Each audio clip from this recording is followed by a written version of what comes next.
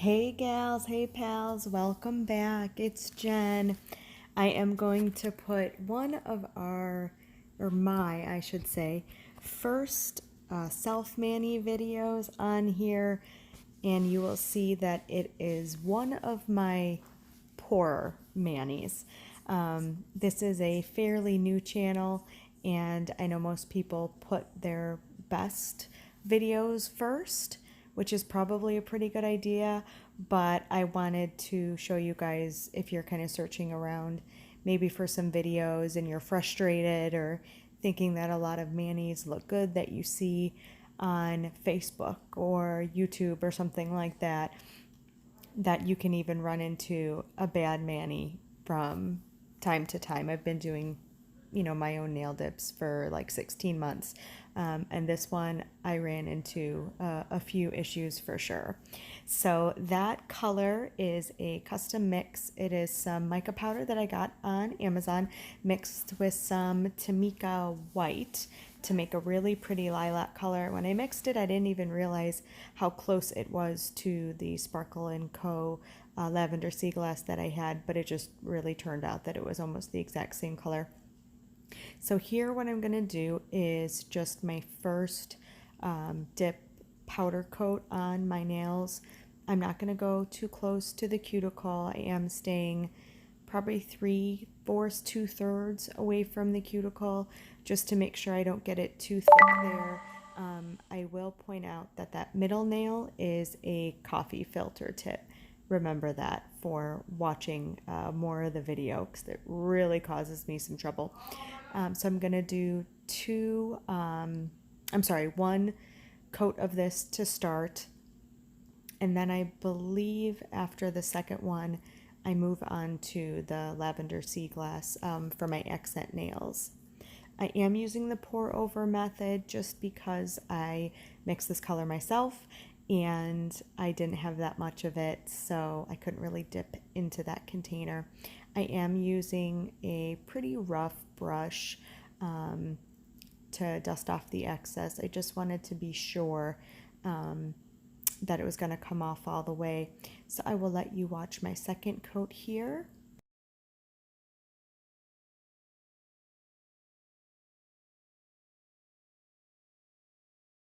And notice that I'm getting really, really close to the cuticle, but I am not actually going over the cuticle. It is only staying on my nail for that second coat. And I'll continue with my regular powder application. I know I really pour over a lot, and you probably don't have to do it that many times, but I really just want to be sure that I get good coverage. My right hand, I already did off camera because I was convinced, absolutely convinced, that my left would be better. But it was not. It was so much worse. I wish I would have recorded my right hand because it looks so much nicer. And nice and close to that cuticle with easy strokes there and really thin coats. Those close-ups again, I just love them. They're so satisfying seeing how close you're really supposed to get, and I really feel like for a beginner you do need to see that. So I'll continue to dip as usual so you can watch me and chill out just for a couple minutes here.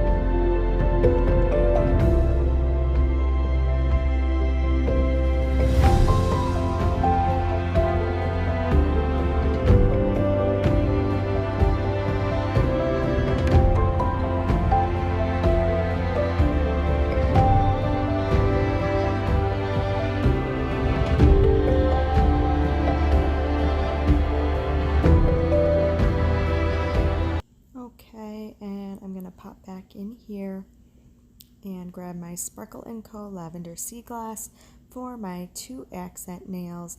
This is a foil dip, so if you want heavy foil saturation, you do want to tap the jar a little bit to get the foil dips to the top. They're the lightest, so they're going to float to the top if you give it a tap.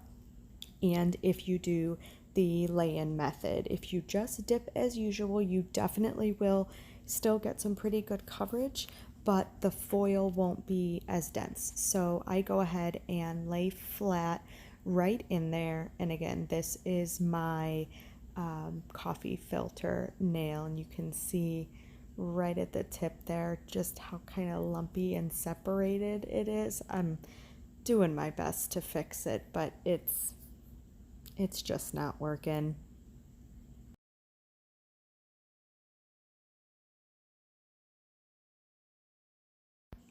Okay, so I'm gonna go ahead and try to do that same procedure on my ring finger.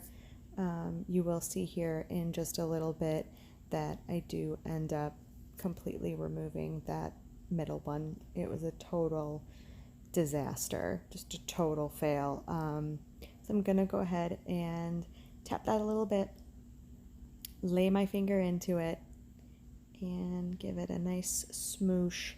Get the foils in there. For foil dips, you can use your finger if it's not tacky or sticky or anything like that, or you can use a baggie. Just stick your finger in a baggie and pat it over there. The Dipalicious tends to be really thin, so I just use my finger there.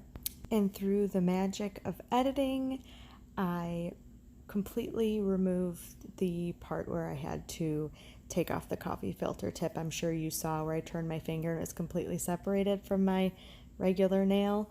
You can't have that. You're going to get water under there, and then you're going to get greenies and bacteria and fungal infections and all those things. So the nail coffee filter tip has to be adhered to your finger. It just has to be. So that is my little shorty. I broke it a while ago, and it's been growing out. And yes, it bothers me that it's much, much shorter than my other ones, but we just have to move on. So I did a clear on that middle, and I will do the clear on my ring as well, just to protect the foils. Usually you can't buff really heavily on foils. Everything will just come right off, so you almost always have to do a clear dip for those. So I did that there, and then I will move on to my filing after this.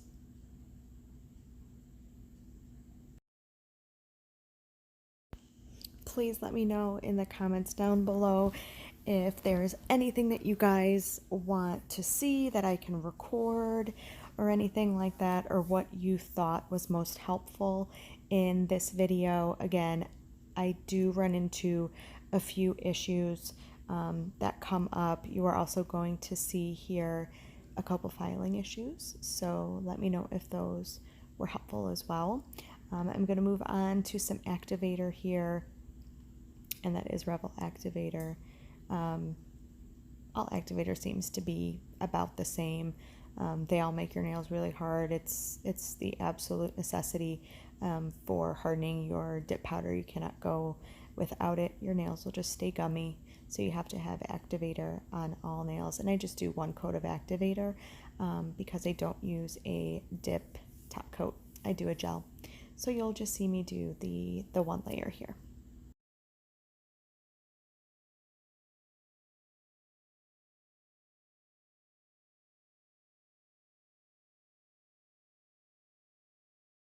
So here I'm just giving it a tap, making sure it's nice and hard, and making sure that I can, sorry if you can hear my son screaming in the background, he's playing Xbox, Fortnite. I'm going to go ahead and start with my drill. Some people use a regular file to start. I like my drill just to even everything out. So I will let you watch me do my filing with my, my e-drill.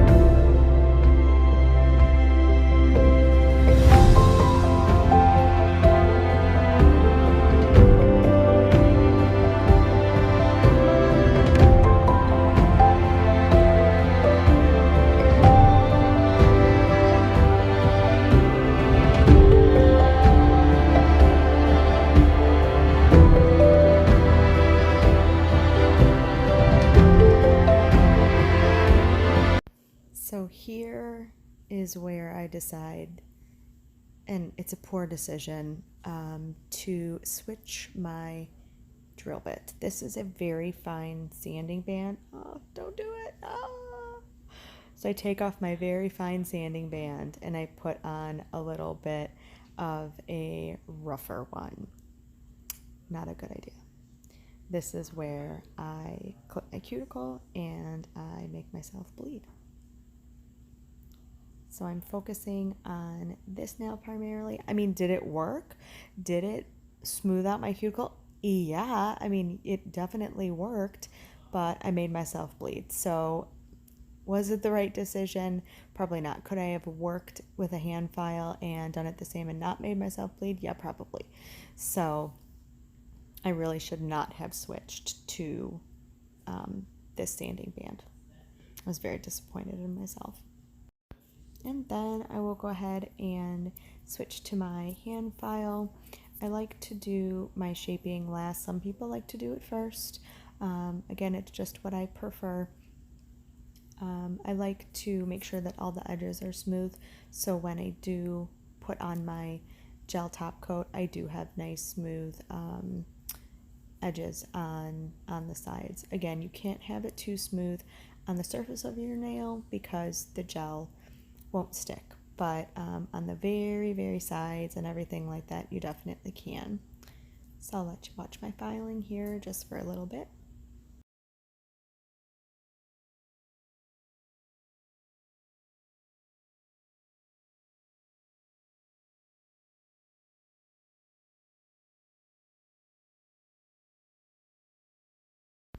Okay, so now that I am done with my hand file, just dust off any excess dust there.